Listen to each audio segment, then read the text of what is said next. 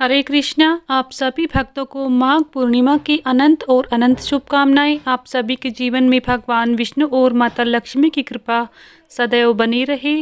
आज की वीडियो में आप सभी माघ पूर्णिमा की सरल पूजा विधि के बारे में जानेंगे और साथ ही जानेंगे इस दिन क्या करना चाहिए, क्या नहीं करना चाहिए और कौन से ऐसे कार्य हैं जिन्हें आज के दिन सभी को करना चाहिए, जिन्हें करने से घर में शुभता आती है, सुख समृद्धि बढ़ती है।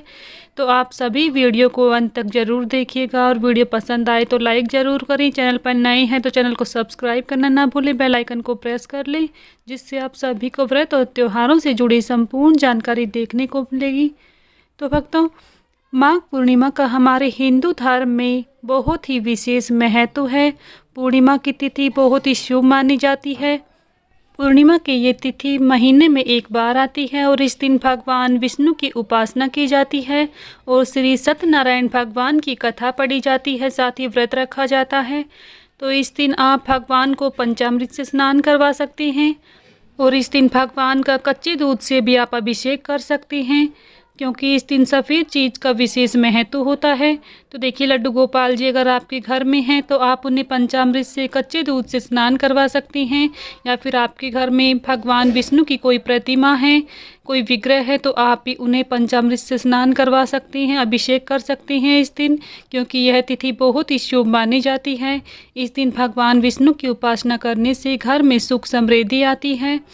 इस दिन सफ़ेद चीज़ का विशेष महत्व होता है, तो इसलिए लड्डू गोपाल जी को आज सफ़ेद वस्त्र धारण कराए हैं।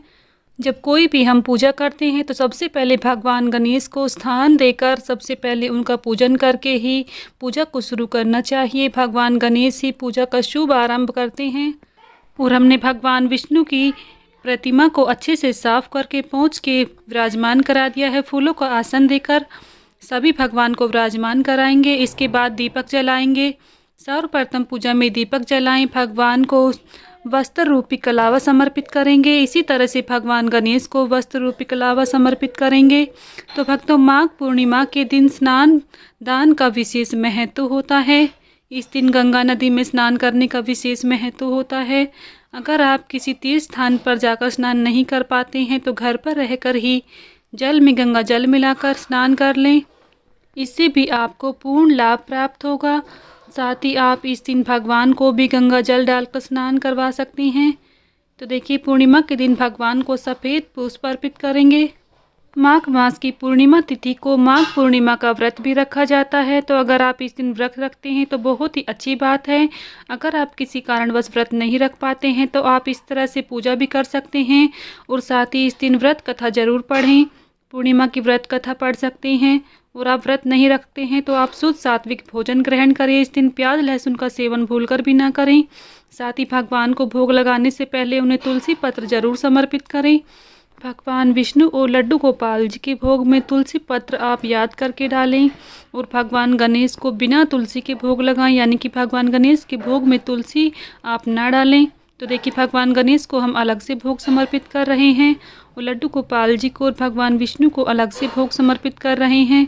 देखिए, तुलसी पत्र अगर आपके पास नहीं है तो आप तुलसी की माला रखकर, तुलसी की लकड़ी रखकर आप भोग लगा सकते हैं।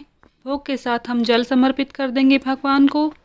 इसके बाद भगवान को भोग समर्पित करने के बाद पूजा में आप दक्षिणा भी जरूर समर्पित करें। अपने सामर्थ्य के अनुसार इस दिन दान जरूर करें पूजा करने के बाद। और अंत में धूप दीप से भगवान की आरती जरूर करें। साथ ही इस दिन आप पूर्णिमा की कथा जरूर पढ़ें। श्री सत्यनारायण भगवान की कथा पढ़ सकते हैं और साथ ही आप इस दिन घर में छोटा सा हवन भी कर सकते हैं। तो भक्तों, माघ पूर्णिमा की तिथि इस बार 12 फरवरी को पड़ रही है।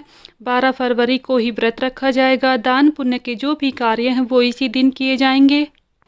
पूर्णिमा के दिन भगवान विष्णु के साथ माता लक्ष्मी की पूजा करने से घर में कभी भी धन की कमी नहीं रहती है।